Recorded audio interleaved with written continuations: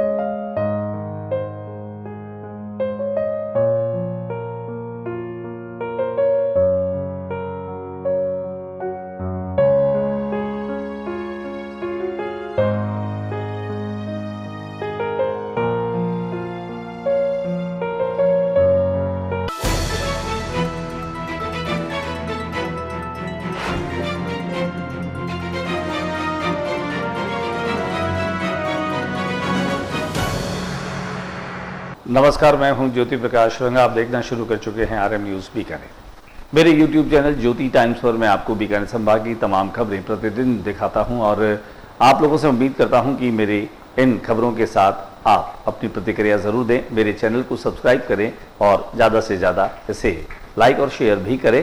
तो आइए देख लेते हैं बीकानेर में आज दिन भर क्या कुछ रहा। खास डालते एक नजर। मुख्यमंत्री श्री भजनलाल शर्मा मंगलवार को आएंगे गोसाई सरबड़ा पंडित दीनदयाल उपाध्याय अंत्योदय संबल पखवाड़े के तहत आयोजित शिविर का करेंगे अवलोकन।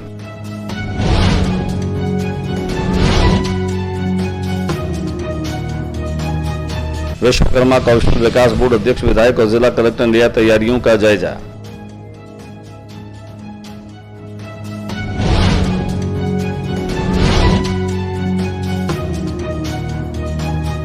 मानसून की पहली बारिश ने दी राहत। बीकानेर तेज गर्मी और उसके बाद हुई अच्छी बारिश।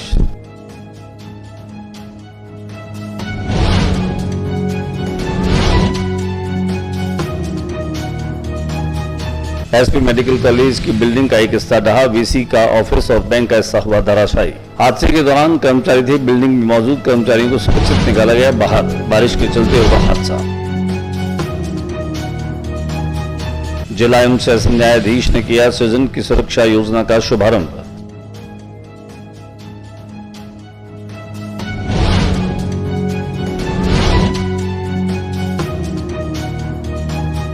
बारिश से अनेक जगहों पर भरा पानी।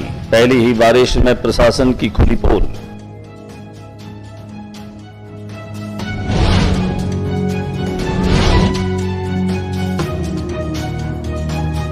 सूरसागर में फिर से आया गंदा पानी। कलेक्ट्रेट स्टेशन और ब्रह्मा कुमारी तक जल भराव से वाहन चालकों को हुई बड़ी परेशानी।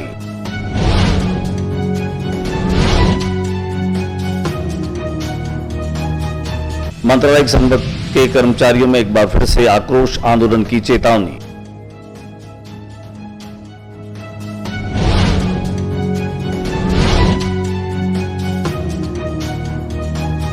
राज्य स्तरीय बेंच प्रेस क्लासिक पुरुष आमंत्रण प्रतियोगिता आगामी 13 जुलाई को ऊर्जा सत्संग भवन भाग संख्या 2 में होगी आयोजित।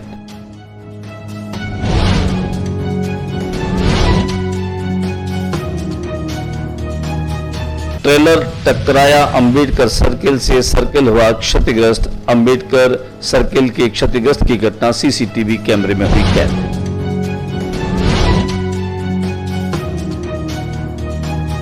और अब खबरें विस्तार। मुख्यमंत्री भजनलाल शर्मा पंडित दीनदयाल उपाध्याय संबल पखवाड़े के तहत डूंगरगढ़ के गोसाई सरबड़ा में 8 तारीख को आने वाले हैं। उसकी तैयारियों का जायजा लेने के लिए जिला कलेक्टर नम्रता वृष्णि, डूंगरगढ़ के विधायक ताराचंद सारस्वत और विश्वकर्मा कला बोर्ड के चेयरमैन रामगोपाल सुथार साथ में रहे। आइए हम आपको दिखाते हैं कि किस तरह से मुख्यमंत्री भजनलाल शर्मा के आगमन की तैयारियों को लेकर के यहां उन तैयारियों का जायजा लेने के लिए नम्रता वृष्णि पहुंची। उनके साथ में डूंगरगढ़ के विधायक ताराचंद सारस्वत भी साथ में रहे। दिखाते हैं आपको वहां की कुछ तस्वीरें। प्रदेश में जहां इंद्रदेव मेहरबान हो रहे थे, ऐसे में बीकानेर के लोग जो हैं वह बारिश को तरस रहे थे, लेकिन आज दोपहर के बाद में काली घटाओं ने न केवल आसमान को घेर लिया बल्कि आज अच्छी बारिश ने बीकानेर के लोगों को राहत दी। आइए हम आपको दिखाते हैं कि किस तरह से आज पूरे बीकानेर में जम करके बादल बरसे। मौसम विभाग की माने तो आगामी दिनों में भी मौसम इसी तरह का रहने का अनुमान किया गया है। आमतौर पे बारिश लोगों के लिए राहत बनी, लेकिन बहुत स्थानों पर ये आफत बन करके भी गुजरी। जहां बीकानेर के कलेक्ट्रेट में, सूरसागर में और यहाँ ब्रह्मा कुमारी ईश्वरीय विश्वविद्यालय के आसपास, मेडिकल कॉलेज के पास, राजस्थान पत्रिका और पुलिस लाइन के पास में जिस तरह का पानी एकत्र हुआ वह लोगों के लिए काफी हॉरिबल और भयावह था। लोगों की गाड़ियां बंद हो गई, लगातार गाड़ियां पानी में डूबने की वजह से लोगों को पैदल ही गाड़ियां ढोते हुए देखा गया। गाड़ियों के प्लग जो है उसमें पानी चला गया, साइलेंसर में पानी चला गया, बहुत लोग मशक्कत करते हुए देखे गए। कुल मिलाकर के कहा जा सकता है कि पहली ही बारिश ने प्रशासन के दावों की पोल खोल दी है। आमतौर पर हर वर्ष यही होता है। इन दिनों जहां सीवरेज और ड्रेनेज का काम निरंतर चल रहा है, बावजूद उसके इस हल्की बारिश ने, मध्यम बारिश ने प्रशासन के दावों की पोल खोली और लगातार लोगों की परेशानियों का सबब बना। दिखाते हैं हम आपको हमारे कैमरा प्रतिनिधि शंकर सारस्वत की खास रिपोर्ट कि एक बारिश में ही बीकानेर पानी पानी हो गया। बारिश की वजह से बीकानेर के एसपी मेडिकल कॉलेज की बिल्डिंग का एक हिस्सा ढहा। हालांकि इस बीच ऑफिस और बैंक का हिस्सा धराशायी हुआ। हादसे के दौरान कर्मचारी भी बिल्डिंग में मौजूद थे। कर्मचारियों को सुरक्षित निकाला गया। बारिश के चलते यह हादसा हुआ। आखिर कौन है इस हादसे का जिम्मेदार? बीकानेर के एसपी मेडिकल कॉलेज का मेडिकल लैब का कमरा पूरी तरह से टूट गया। गनीमत ये रही कि उस समय लैब में कोई नहीं था। मिली जानकारी के अनुसार कॉलेज के वीसी कक्ष व बैंक का हिस्सा ढह गया। कॉलेज प्राचार्य डॉक्टर गुंजन सोनी के मुताबिक इसमें कोई हताहत नहीं हुआ। उल्लेखनीय है कि बीकानेर के बीएमएम अस्पताल व अनेक कक्षों की छतों पर नियमित सफाई नहीं होने से पानी की निकासी नहीं होती। पानी की सीलन से भवनों को नुकसान पहुंचता है। इसके अलावा बीकानेर में अनेक जर्जर इमारतों को भी खतरा बना हुआ है। दिखाते हैं हम आपको वो तस्वीरें कि कैसे मेडिकल कॉलेज का जो हिस्सा ढहा, उससे हालांकि हताहत तो कोई नहीं हुआ, लेकिन इसका जिम्मेवार कौन है? जिला विधिक सेवा प्राधिकरण के अध्यक्ष जिला व सत्र न्यायाधीश अतुल कुमार सक्सेना ने खारा पंचायत समिति में सृजन की सुरक्षा कार्यक्रम का शुभारंभ किया। राज्य विधिक सेवा प्राधिकरण रालसा के माध्यम से जहां पूरे प्रदेश में सृजन की सुरक्षा अभियान चलाया जा रहा है, वहीं बीकानेर में 6 जो ब्लॉक हैं, तहसील स्तर है, यहां पर यह काम होगा। जिला विधिक सेवा प्राधिकरण की सचिव मानवी राजवी भी यहां पर मौजूद रही। वहीं एसडीएम कुणाल कुमार भी मौजूद रहे। महिला अधिकारिता विभाग के उपनिदेशक डॉक्टर अनुराधा और महिला बाल अधिकारिता विभाग के सुभाष विष्णु भी इस कार्यक्रम में मौजूद रहे। कार्यक्रम में सरपंच भैरव सिंह ने सभी का स्वागत किया।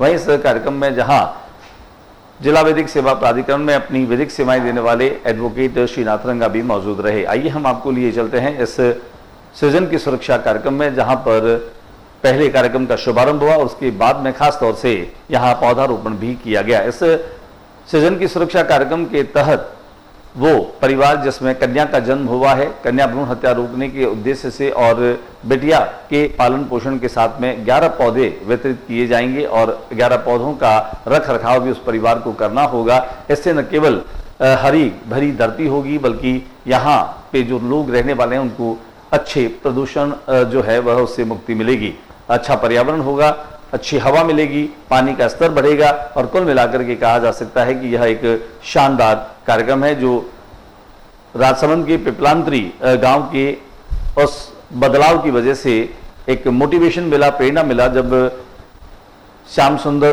पालीवाल जैसे व्यक्ति ने पिछले 20 वर्षों में राजसमंद के पिपलांतरी गांव का कायाकल्प कर दिया। उसी से प्रेरित होकर के पूरे राजस्थान में राज्य सरकार ने इस अभियान को शुरू किया है। दिखाते हम आपको खारा पंचायत में हुए इस कार्यक्रम की कुछ तस्वीरें। बीकानेर में पहली ही बारिश ने बहुत सारी जगहों पर पोल खोल दी है। हमेशा की तरह सूरसागर में वही गंदा पानी फिर से आ गया है। मरम्मत के कार्य इन दिनों चल रहे थे, लेकिन वही ढाक की 3 पात वाली कहावत यहाँ साबित होती है। गिन्नानी में भी पानी पानी हो गया। कुल मिलाकर के यहाँ एक बार फिर से सूरसागर की सफाई को लेकर के प्रशासन को सोचना पड़ेगा, कोई और नई तरकीब के साथ, कुछ और नई विधि के साथ में। लेकिन फिलहाल तो कहा जा सकता है कि इस बारिश ने इस नालों का और गंदा ये पानी जो है वो फिर से सूरसागर में जमा कर दिया है। मंत्रालय संवर्ग के पदस्थापन अधिकारी और प्रशासनिक अधिकारियों के जो आदेश पूर्व में किए गए थे, उन्हें निरस्त करते हुए इस आदेश का फिर से जो है पुनरीक्षण कर दोबारा इसकी जांच मांगी है राज्य सरकार ने, जिसको लेकर के मंत्रालय कर्मचारी संवर्ग के तमाम कर्मचारी आक्रोशित नजर आए।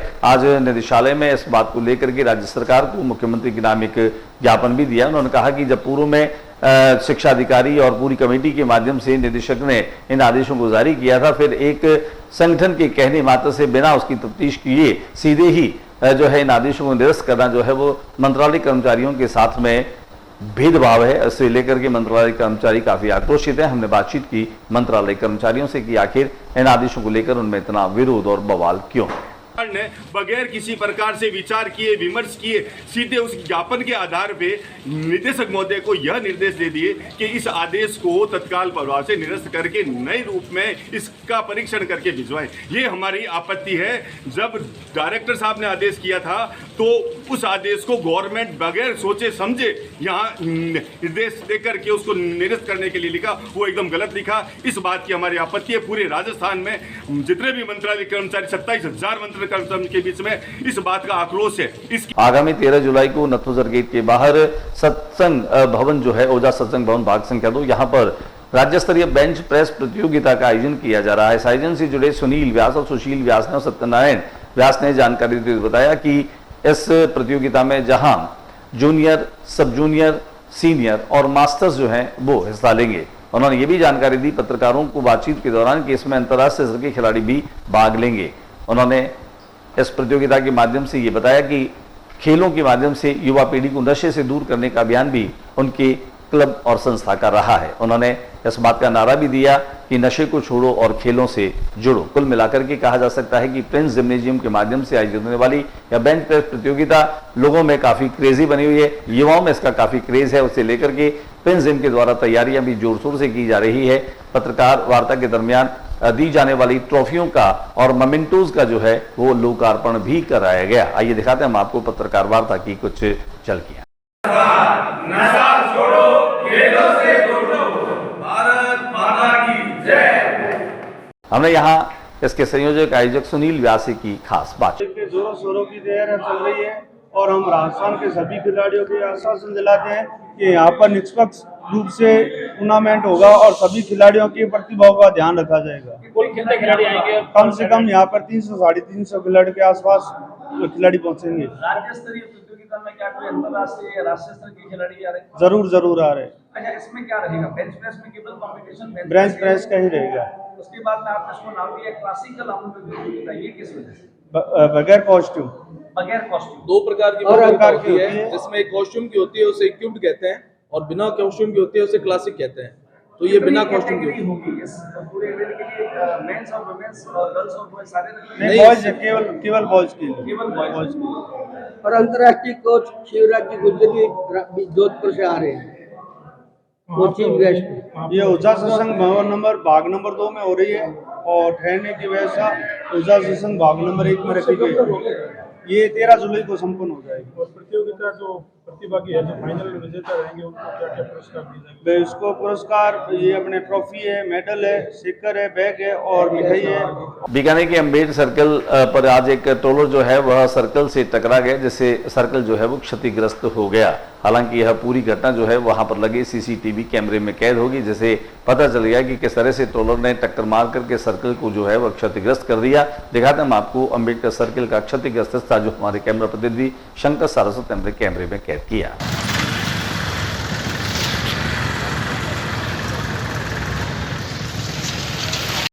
अंतर्राष्ट्रीय वैश्य महासम्मेलन के द्वारा नवगठित कार्यकारिणी का शपथ ग्रहण समारोह हंसा गेस्ट हाउस में संपन्न हुआ। उनके साथ ही रक्तदान शिविर का आयोजन भी किया गया। अंतर्राष्ट्रीय वैश्य महासम्मेलन में खासतौर से रक्तदान करने वालों में महिलाओं ने बढ़ चढ़ करके हिस्सा लिया। आइए हम आपको लिए चलते हैं हंसा गेस्ट हाउस, जहां पर रक्तदान शिविर में बड़ी संख्या में युवाओं ने और युवतियों ने इसमें ब्लड डोनेट करते हुए एक नई मिसाल जो है वो कायम की। यहाँ पर ब्लड डोनेट करने वाली महिलाओं से भी हमने की विशेष बातचीत। शिखा जी, कैसा लग रहा है आपको? मुझे खून का दान करके बहुत ही मज़ा आ रहा है। सही बताऊं, मज़ा आ रहा है वाकई में। मुस्कुराहट भी बता रही है कि आप देने में कहीं जो सुख है वैसा लेने में नहीं है। आप बिल्कुल सही कह रहे हैं। मेरे को जो देने में खुशी मिलती है वो किसी भी चीज़ में नहीं है। इसीलिए मैंने पहल की कि मैं रक्तदान में भी आगे आऊँ। अच्छा, पहली बार ही किया है या इससे पहले भी कर चुके? नहीं, इससे पहले भी मैंने नारी शक्ति वुमेन एम्पावर में मैं सचिव पद पर कार्यरत हूँ और मैंने उसमें भी रक्तदान का योगदान दिया है। और आज मैं वैश्य समाज में भी मंत्री पद पर स्थापित हूँ और आज मैं ये कार्य यहाँ भी कर रही हूँ। पूजा जी, पहली बार रक्तदान करेंगी या इससे पहले भी किए? पहली बार। कहीं कोई झिझक, कहीं कोई डर? थोड़ा बहुत डर है। लेकिन आप अपने साथ में जो आपकी बड़ी बहनें हैं वो रक्तदान कर रही हैं, इनको देख करके कहीं अब थोड़ा कॉन्फिडेंट हो रही हैं? मुझे कॉन्फिडेंस आया है। अंतर्राष्ट्रीय वैश्य महासम्मेलन की प्रदेश उपाध्यक्ष सुमन जैन से भी हमने इस बाबत की विशेष बातचीत। नहीं, बहुत अच्छा है और महिलाओं को ज़रूर आगे आना चाहिए, क्योंकि एक महिला आगे आती है तो उसका पूरा परिवार उसके साथ आगे आता है। तो एक तरह से कह सकते हैं महिला परिवार की दीदी होती है, तो पूरे परिवार को साथ लेके चलती है। और महिलाओं में इतनी कैपेसिटी है कि वो खुद आगे आएंगी और पूरे समाज को भी आगे लेके आएंगी। अंतर्राष्ट्रीय वैश्य महासम्मेलन केवल व्यापारिक गतिविधियों का ही एक संगठन नहीं है, बल्कि सामाजिक सरोकारों से जुड़े हर कार्य में वो आगे है। और क्या लगता है किस तरह के सामाजिक सरोकारों के कार्य जो हैं वो इनिशिएटिव लेकर के और संगठन कर रहा है? देखिए, जिस तरह से पर्यावरण को बचाने के लिए पौधारोपण का कार्यक्रम भी हम करते हैं, गरीब परिवारों की बेटियों को उनकी शादियों के लिए, उनकी शिक्षा के लिए, उनके लिए भी हमारा समाज पूरा कार्य कर रहा है। और वृद्धाश्रम के हिसाब से अपना घर आश्रम है जैसे, तो ये जितने भी ज़रूरतमंद लोगों के लिए या प्रकृति के लिए भी हमारा समाज हमेशा आगे है। आज के बुलेटिन में बस इतना ही। अगले बुलेटिन में नई गतिविधियों के साथ इसी समय इसी चैनल पर फिर मुलाकात होगी। न्यूज रूम से ज्योति प्रकाश रंगा को इजाजत दीजिए, लेकिन जाते जाते आपसे निवेदन, मेरे यूट्यूब चैनल ज्योति टाइम्स को आप ज़्यादा से ज़्यादा सब्सक्राइब कीजिए। आपका सब्सक्राइब करना मेरे लिए उत्साहजनक होता है, मुझे नया संबल मिलता है। तो प्लीज़ मत रुकिए, सब्सक्राइब कीजिए, शेयर कीजिए और बने रहिए मेरे साथ, देखते रहिए ज्योति टाइम्स।